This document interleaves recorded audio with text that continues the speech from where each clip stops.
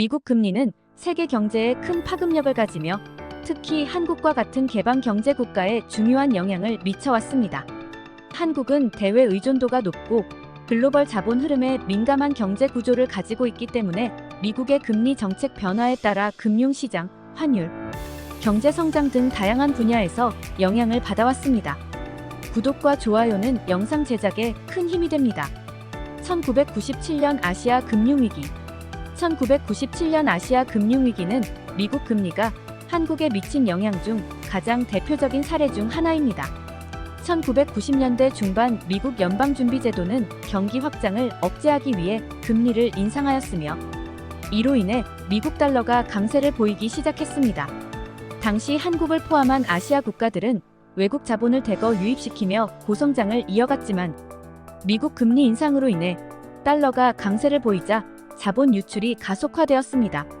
한국은 높은 외채와 금융 시스템의 불안정성으로 인해 외환위기를 맞게 되었으며 결국 1997년 말 IMF 국제통화기금의 구제금융을 받게 되었습니다.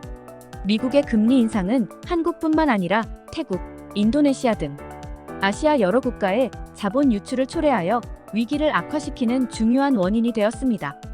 2008년 글로벌 금융위기 2007년 미국의 서브프라임 모기지 사태로 촉발된 금융위기는 미국 금융시장을 시작으로 전 세계로 확산되었습니다.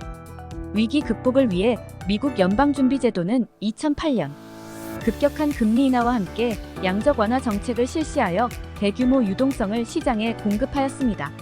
한국은 글로벌 경제와의 긴밀한 연관성 때문에 금융위기로 인한 충격을 받았지만 미국의 금리 인하로 인해 글로벌 유동성이 증가하면서 한국 경제는 빠르게 회복할 수 있었습니다.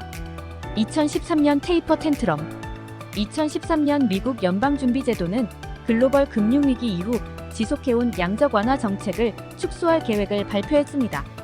이로 인해 미국 국채 수익률이 상승할 것이라는 예상이 나왔고 투자자들은 미국으로 자금을 이동시키기 시작했습니다. 이 현상을 테이퍼 텐트럼이라고 부릅니다. 당시 한국을 포함한 신흥국 시장에서는 대규모 자본 유출이 발생하였으며 원화 가치가 급락하고 금융시장의 변동성이 커졌습니다.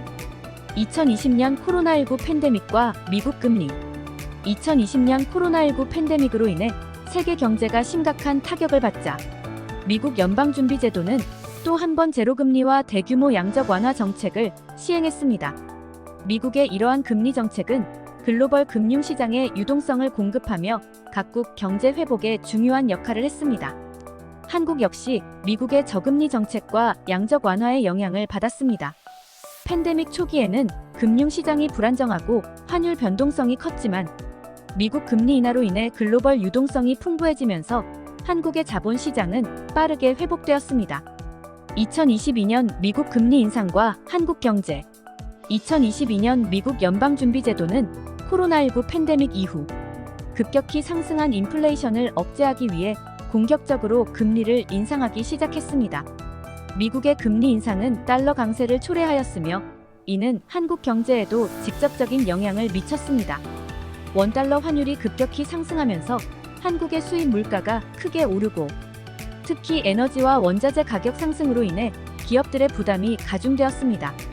또한 미국 금리 인상으로 인해 한국은행도 금리 인상을 단행할 수밖에 없었고 이는 가계의 대출 상환 부담을 증가시켜 소비 위축을 초래했습니다. 미국 금리 인상이 물가 상승과 소비 침체로 이어지면서 결국 팬데믹도 버틴 자영업자들의 줄폐업으로 이어지고 있습니다.